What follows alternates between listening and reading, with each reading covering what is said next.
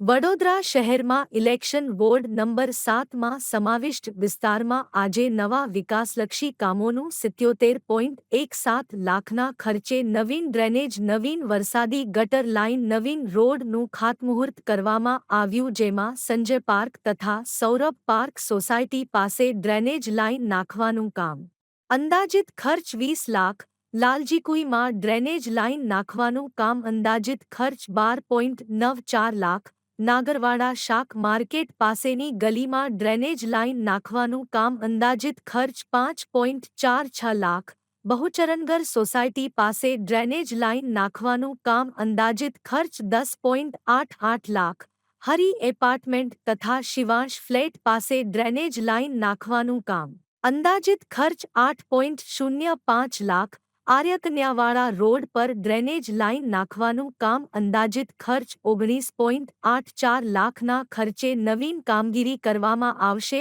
આ કાર્યક્રમમાં રાવપુરા વિધાનસભાના ધારાસભ્ય બાળુ શુકલ અને ગુજરાત વિધાનસભા મુખ્ય દંડક, સ્થાનિક નગર સેવકો સાથે ભારતીય જનતા પાર્ટીના કાર્યકર્તાઓ સાથે વોર્ડની મહિલાઓ ઉપસ્થિત રહી હતી। આજે રાવપુરા વિધાનસભા વિસ્તારમાં વોર્ડ નંબર 7માં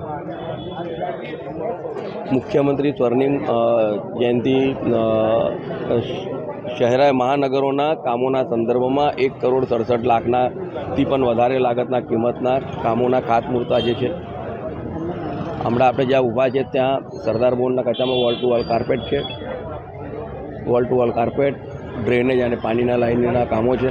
સરદાર બોર્ડના ખાંચામાં 350 મીટરની આ નવો રોડ બનવા જઈ રહ્યો છે। આ વિસ્તારના નાગરિકોની ઘણા વખતથી એક લાગણી હતી અને એક માગણી હતી। અમારા કાઉન્સિલર મિત્રો સાથે અને સંગઠનના મિત્રો સાથે વાત કર્યા બાદ અમે મ્યુનિસિપલ કમિશનરશ્રીને વાત કરીને આજે એનું ખાતમુહૂર્ત થયું છે। આ પ્રકારના અલગ અલગ કામો આજે જેના ખાતમુહૂર્ત થઈ રહ્યા છે તેની સાથે સાથે આપના માધ્યમથી તમામ નગરજનોને અને ખાસ કરીને રાવપુરા વિધાનસભા વિસ્તારના મારા મતદાર ભાઈઓ બહેનોને વિનંતી કરું છું કે આપના વિસ્તારમાં પણ આવા આંતરમાળખાકીય સુવિધાના જો કોઈ કામોની ઉણપ લાગતી હશે તો આપના વિસ્તારના સ્થાનિક કાઉન્સિલરોને જાણ કરજો। અમે પણ કામ પૂર્ણ કરવા માટે પ્રામાણિક પ્રયત્ન કરીશું।